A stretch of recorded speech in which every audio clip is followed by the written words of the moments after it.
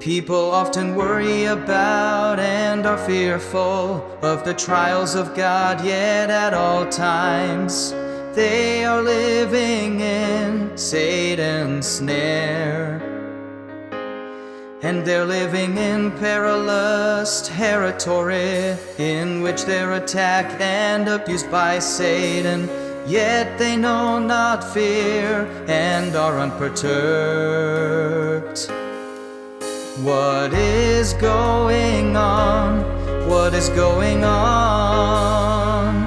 Man's faith in God is only limited to the things he can see. He has not the slightest appreciation of God's love and concern for man, or of his tenderness and consideration toward man. But for a little trepidation and fear about God's trials, judgment and chastisement, and majesty and wrath, man has not the slightest understanding of God's good intentions.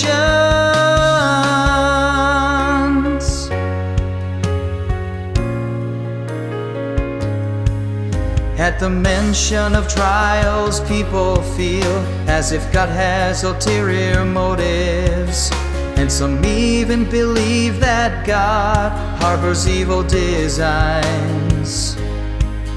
They're unaware of what God will actually do to them. So while crying out submission to God's sovereignty and arrangements, they do all they can to resist and oppose God's sovereignty over man and arrangements for man. For they believe that if they aren't careful, they will be misled by God, that if they don't keep a grip on their own fate, then all that they have could be taken by God, and their life could even be ended.